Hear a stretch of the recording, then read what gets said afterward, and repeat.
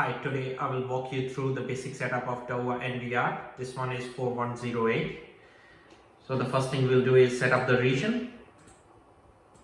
It will automatically pick up the video standard and time zone. We need to set up the daylight saving. Starts October 3rd, 2 a.m. ends April 3rd, 3 a.m. Leave the online update on. It will also update our NTP server. Check user agreement. Password, we are going to keep the default admin123.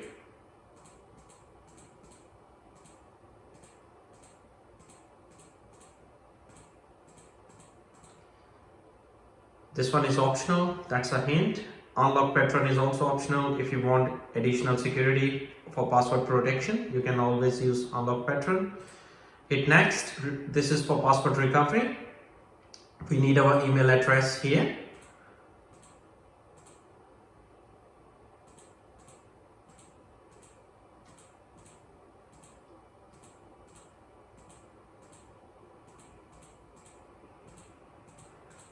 We can have additional 3 questions for security. I want to take that. Hit next. These are the network settings. We need internet for remote access. So if we turn on DHCP, it will automatically come on the local network. It will assign an IP. We can also assign a static IP if we are aware of our network segment. Press OK. Leave the DHCP on. Next. This one is to add the NVR for remote viewing. So we use the app called DMSS. We will watch in the second video. We'll add the NVR for remote viewing. We are going to scan this barcode, device serial number. The P2P is peer-to-peer. It should be enabled. Hit next. So as we can see, there is one camera. It has already assigned the IP and it has become live. The status is live. If it's red, we need to troubleshoot that. Hit next. This is the hard drive that we have installed, 6 terabyte. Press OK. So as we can see, our camera 1 is live. So we are going to do some basic settings in the main menu. The first thing, we are going to hit right enter. Main menu. The first thing is camera. We can see all the cameras that are live here. We can go to encode. So it's very important. This is channel 1. So this camera has some features called SMD and WDR. I'll explain it to you later. So in this particular window, we need to make sure that the compression is at H.265. So basically, H.65 reduced bitrate and storage requirements, so we can have more storage in that. And in this one, in more, there is an audio, because this particular camera has an inbuilt mic. If we turn it on, we'll be able to hear things from outside. So I'm leaving it off for the time being. During the initial setup, we can always turn it on down the line. PoE, this is for enhancement mode. We can turn it off or turn it on.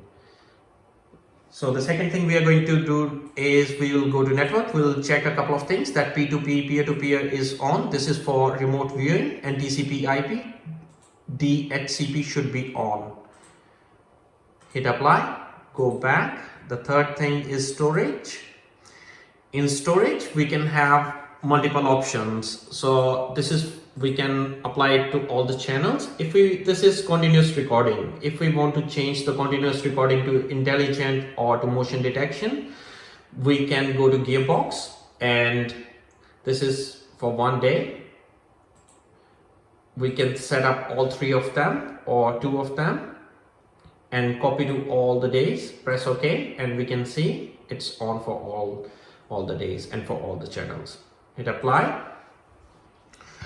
So if you want to see how many days the hard drive is going to record for the number of cameras connected to the NVR, we can go to record estimate. From here, if we see we have only 1 camera installed, and this one is set to almost 4K resolution.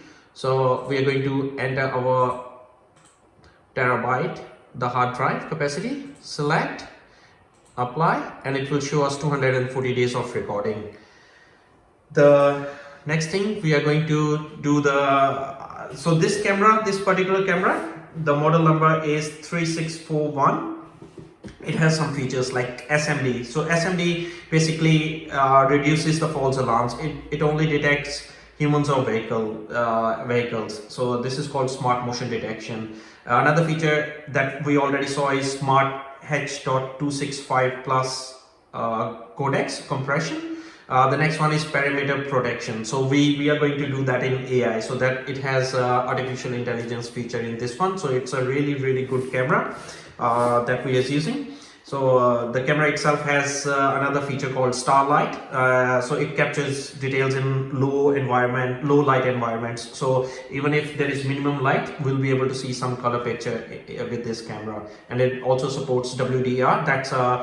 That creates vivid images in wide dynamic ranges. So the first thing we'll do is we'll go to alarm and see if our video detection is on. This is important because we can set up the parameter of how much we are going to trigger our recording. So in which region we want to trigger our recording. So when it's red, that means if there is motion detected in this region, our recording will start. If we uncheck the boxes, that means our recording will not get triggered in these parts. So if our recording is set to motion detection only, we go back, hit apply.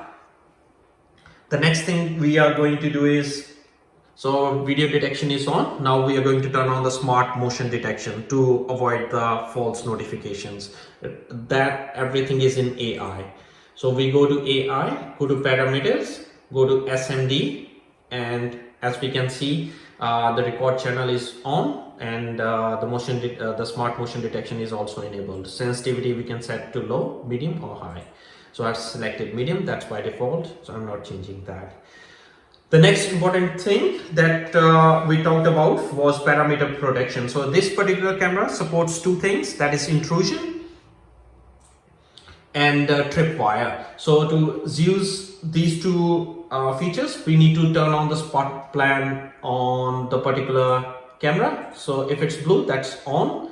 Then we go to IVS. There I already created one, so we'll just remove that. So in IVS, we just need to go to add a tripwire. Tripwire can be for both ways, like we can just draw a line, and if someone crosses that line, our recording will trigger for this particular camera. So we go to draw, it's both ways, human, motor vehicles, target filter. So we just draw a line from point A to point B and hit apply. If we go back, you see there is a tripwire that's been added as a filter. So we can have multiple rules. We can add another one for intrusion or add another tripwire. So we can have multiple rules for one camera. The next one, we'll see the intrusion. So we can draw, appear. So if someone appears in this box,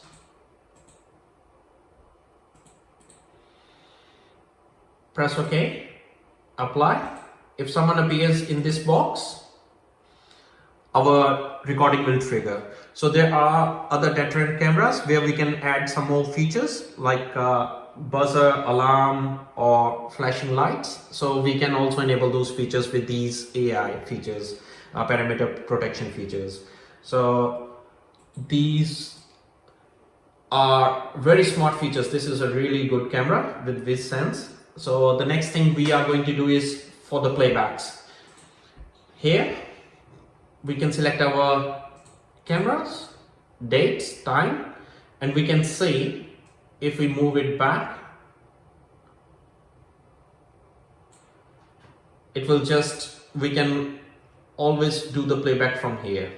So this is the cursor, 24 hours, date, time, and cameras.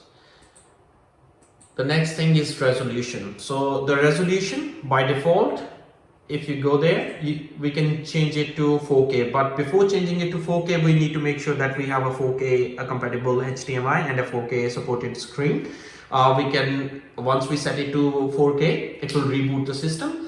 And all our cameras will appear in 4K resolution at 30 frames per second. The only drawback is if you are not aware of the screen resolution, and if you set it to 4K and the TV or the screen doesn't support that, it will go blank. Then we'll need to find a 4K screen to revert back the changes.